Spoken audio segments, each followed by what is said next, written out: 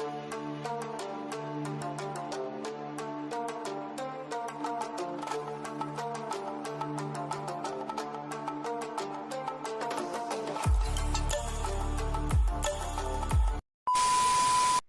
alunos, tudo bem com vocês? Professor Vinícius aqui, trazendo mais uma aula de ciências.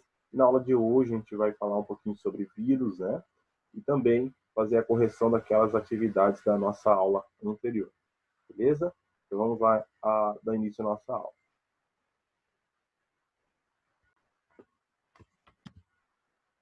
Bom, então só relembrando um pouquinho da nossa aula passada, a gente falou um pouquinho a respeito da classificação dos seres vivos, né? E mais especificamente de todos os domínios e reinos dos seres vivos, né? Falou um pouquinho sobre o reino bactéria, a gente vai ter o reino eubactéria, falou sobre um pouquinho do reino arquea, a gente vai ter as arqueobactérias, e o reino eucária, a gente vai ter o reino protista, reino vegetal, reino fungo e reino animal, tá? Então aqui dentro desses 3 domínios a gente vai ter os 6 reinos que vão classificar ou vai subdividir todos os seres vivos que a gente conhece no nosso planeta, tá? Voltando à correção das atividades, voltando então à correção das atividades, tá? Nessa atividade então que a gente teve na aula passada, ela está pedindo para a gente então preencha a tabela abaixo marcando um X, com um X as características de cada reino, tá? O material genético disperso no citoplasma. Quem tem material genético disperso no citoplasma? São os seres procariontes. E quem são esses seres procariontes? Eubactéria, o reino eubactéria, e a gente vai ter também no reino arqueobactéria. No reino protista, não. No vegetal, não. No fungo, e também no animal, também não. Tá? Material genético confinado no núcleo, ou seja, eucarionte. A gente vai ter o vegetal, o fungo e o animal. Protista também, tá, pessoal? Não marquei aqui, mas também é. Depois a gente vai ter apenas uma célula, unicelular, tá? Que a gente vai ter a eubactéria, o reino arqueobactérias, e nos protistas. Lembra que eu falei que os protozoários e algumas algas são unicelulares? Então, nesses 3 reinos, tá? Além também do fungo, tá? No reino fungo, a gente também encontra seres lá, alguns fungos que são unicelulares. Várias células pluricelulares. Então, os protistas, as algas são pluricelulares. A gente vai ter no reino vegetal todas as plantas. No reino fungo, alguns fungos são pluricelulares, aqueles que fazem ou têm o cogumelo, a orelha de pau, tá? E no animal, todos os seres vivos que compõem o reino é do tipo pluricelular. Produz seu próprio alimento, ou seja, autotróficos. Tá? Quem vai ser autotróficos? As arqueobactérias, as eubactérias. Dentro do reino protista a gente vai ter as algas, que são autotróficas. No reino vegetal também. Só o reino fungo e o reino animal que são heterotróficos. Tá? Não produz seu próprio alimento. Quem são os heterotróficos? Alguns tipos de do reino eubactéria, os protozoários dentro do reino protista, tá? Os fungos e os animais, tá? Então esses são as características de cada reino que a gente foi marcando aqui em relação a essas características, beleza? Então para quem tem dúvida, dá um pause aqui nesse vídeo, nessa atividade, e vai corrigindo lá na apostila, tá? E para quem já corrigiu, a gente vai dar continuidade à nossa correção. Teste, né? Então, a filogenia a seguir representa uma hipótese sobre a evolução dos reinos dos seres vivos. Quais ancestrais comuns, representados por números na filogenia, podem ter gerado, respectivamente, seres com material genético disperso no citoplasma das células e seres com material genético em um núcleo? Tá? Então, ó, a gente vai ter que achar um ancestral aqui que vai ter material genético disperso no citoplasma e material dentro de um núcleo. Então aqui ficaria 2 e 3, tá? 2 disperso no citoplasma e 3 a gente já vai ter um representante que vai ter núcleo, tá? Então aqui 2 e 3.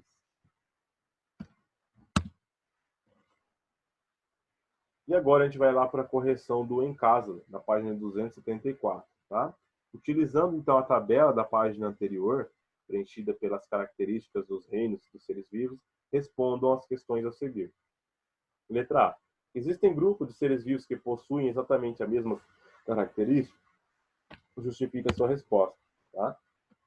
Então, a resposta da letra A é sim. Tá? As eubactérias e as arqueobactérias, pois são procariontes e são unicelulares. Tá? B.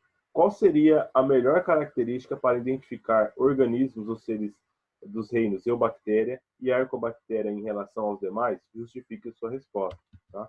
Então, a melhor forma da gente conseguir classificar esses dois reinos diferentes dos outros reinos é que eles dois são procariontes, tá? E os outros demais reinos não são. C. Quais seres do reino protista poderiam ser diferenciados dos fungos somente por meio de uma característica da tabela? Tá? Então, seria as algas, pelo meio da característica de serem autotróficas. Tá? Letra D. Quais são as características que podem aparecer no reino vegetal e animal? As características que podem aparecer no reino animal e no reino vegetal é que eles são pluricelulares, ou seja, possuem várias células, além de eles serem o quê? Eucariontes, ou seja, suas células possuem núcleo. Então, essas duas características aparecem tanto no reino vegetal quanto no reino animal. Tá? E a letra E, a gente vai ter lá quais são os reinos dos seres vivos que apresentam mais de uma forma de obter alimento.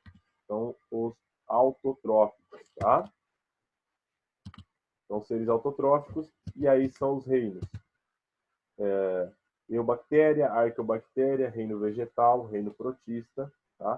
Esses são os 4 reinos que apresentam essas características. E agora a gente, desculpa, e para quem não conseguiu copiar todo esse conteúdo enquanto eu estava explicando, pode dar um pause no vídeo nesse momento, tá? Copiar esse conteúdo, essas respostas lá no caderno de vocês, e depois a gente vai dar continuidade à nossa aula. Então, dando continuidade à nossa aula dentro do conteúdo lá do módulo 9, tá? A gente vai agora falar um pouquinho sobre os vírus, tá? Dentro do nosso conteúdo do módulo 9, lá na página 275, tá? Então, o que são vírus, né? Vírus são organismos bem menores do que uma bactéria e podem ser encontrados, tá? No ar, na água, no solo, em cada ser vivo do planeta, tá? Vejam a figura a seguir, um comparativo entre tamanhos de glóbulos vermelhos de sangue e um vírus, tá? Então, aqui a gente vai ter uma característica muito peculiar para esses tipos de organismos, tá? Alguns cientistas dizem que ele é considerado vida, outros dizem que não, tá? Mas isso a gente vai discutir ao longo da nossa aula. Então, eles são um tipo muito pequeno de organismo, tá? Se comparado com uma célula nossa sanguínea, tá? Ou comparado com uma bactéria, ele é de tamanho muito menor, ó. Aproximadamente aqui, ó, 5.000 nanômetros, tá? Ó, 10.000 nanômetros de diâmetro, um glóbulo vermelho. Uma bactéria, ela tem aproximadamente entre 100 e 3.000 nanômetros, tá? Um vírus, ele tem de 30 nanômetros, mais ou menos, tá? Um vírus da poliomielite, desculpa, tá? Depois um bacteriófago, ele vai ter aproximadamente 24 nanômetros. A gente vai ter um outro tipo de bacteriófago, de vírus bacteriófago de 50 a 225 nanômetros, tá? O vírus da varíola, ele tem aproximadamente 200 a 300 nanômetros, tá? E o vírus do mosaico do tabaco, de 15 a 300 nanômetros de comprimento, tá? 15 por 300 nanômetros de comprimento. Então, a gente vai ter aqui vários tamanhos diferentes para diversos tipos de vírus também diferentes, tá? Então, o mais clássico que a gente vê são os bacteriófagos, que a gente parece uma aranha, tá? Mas, na verdade, eles só conseguem infectar bactérias, tá? Daí já vem o seu nome. Os que são normalmente infecciosos para os seres humanos, tá? É do tipo retrovírus, tá? Inclusive, o vírus causador do SARS-CoV-02, o nome do vírus, na verdade, né? Causador da Covid-19, ele é um vírus do tipo retrovírus, tá? Que é um tipo diferente. Ele parece esse vírus aqui da varíola.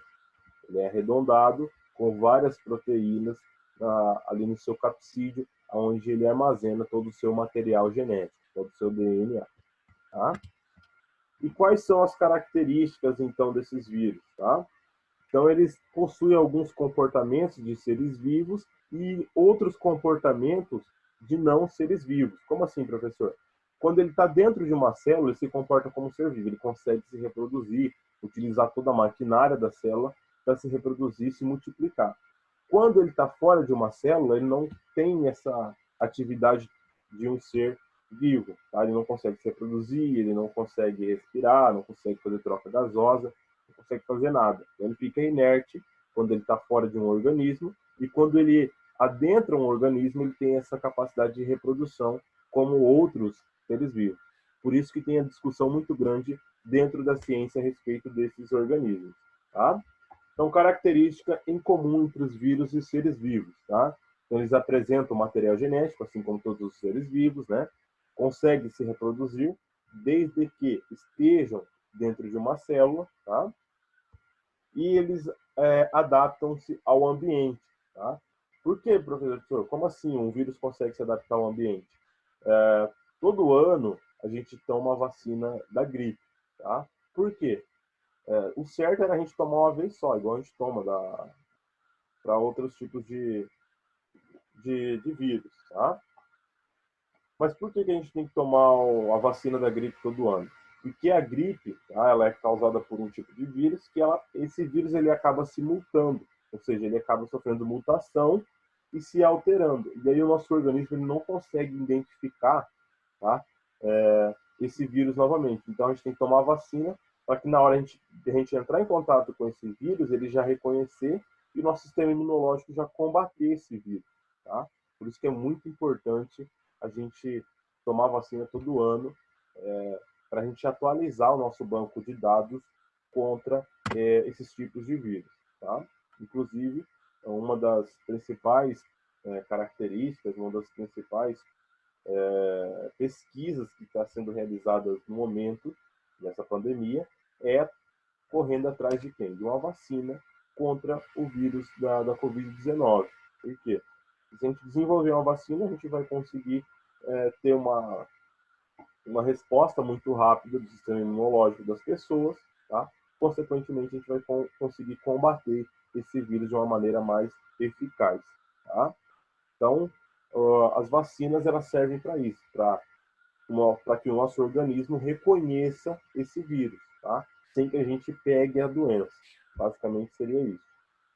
E a gente vai agora às características que diferenciam os seres vivos de um vírus, tá? São acelulares, ou seja, não possuem células. Todos os seres vivos possuem células, desde uma única célula, como seres unicelulares, até várias células, como seres pluricelulares, tá? Reproduzem apenas no interior de células de um ser vivo, usando suas estruturas e substâncias, tá? Então, o ser vivo não precisa disso para que aconteça a sua reprodução. Não apresentam transformações de substâncias em seu interior, como ocorre nas células. Tá? Então, nas células ocorre todo esse processo de transformação de substâncias, como a síntese de proteínas e tudo mais. Dentro de um vírus, isso não acontece. Tá? Então, essas são as características em comuns com os seres vivos e características que diferenciam o vírus de um ser vivo. E agora a gente vai falar um pouquinho sobre a estrutura de um vírus, né? Esse aqui é um tipo de vírus de retrovírus, tá? É um vírus da hepatite C humana, tá? Mas o vírus causador da Covid-19 ele é bem parecido. Não sei se vocês já viram no jornal ou em alguma reportagem, mas ele é muito parecido também. E possui as mesmas estruturas, tá? Então a gente vai ter um envelope membranoso, tá? Sabe quando as pessoas pedem para a gente lavar a mão com sabão ou com álcool em gel? É para que a gente consiga destruir esse envelope membranoso, tá? Então, toda vez que a gente estiver lavando a mão, tá? A ação das substâncias que a gente tem no sabão, tá? E uma delas é o cloro e outras substâncias que a gente tem ali, tá? Aí vai fazer com que essa membrana ela seja solubilizada, tá? E aí esse vírus ele perde a sua capacidade de infectar as pessoas, tá? Por isso que é muito importante a gente estar sempre higienizando a nossa mão. É mais importante lavar as mãos com sabão do que com álcool. O álcool em gel, tá? Ou álcool 70 que a gente utiliza para higienizar, devido então a gente estar em um local público ou em alguma loja, alguma coisa do tipo, não ter acesso a uma torneira, água e sabão naquele momento. Então ele é eficaz sim, tá? Tem sua eficácia, mas mais eficaz que o álcool 70 para desenvolver, para poder retirar esse envelope membranoso, tá? É a água com sabão, tá? Então, a água e sabão é mais importante do que o álcool 70 para higienizar as mãos quando a gente sai para algum ambiente público ou algo do tipo, tá? Depois aqui do envelope membranoso a gente vai ter o capsídeo, tá? E depois do capsídeo a gente vai ter o material genético. Esse capsídeo aqui geralmente ele é composto por algum tipo de proteína, tá? Embaixo do capsídeo vai ter o material genético do vírus, tá? Alguns vírus vão ter o material genético RNA e outros vão ter DNA, tá? O vírus da Covid-19 ele tem um material genético de RNA, tá? É um pouco diferente dos outros, mas alguns também vão ter RNA. E agora a gente vai falar um pouquinho lá do Você Sabia, da página 276, tá? Para quem quiser acompanhar a leitura lá do Você Sabia.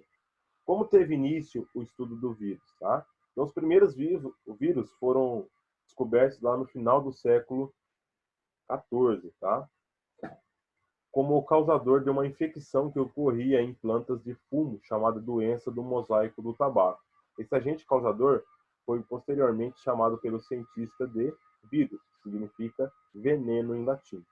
O primeiro vírus parasita de animais foi descoberto nessa mesma época e foi constatado que se tratava de uma partícula e não de um líquido e que tinha capacidade de se replicar em uma célula hospedeira. Estava surgindo a virologia, o ramo da ciência que estuda os vírus. Tá?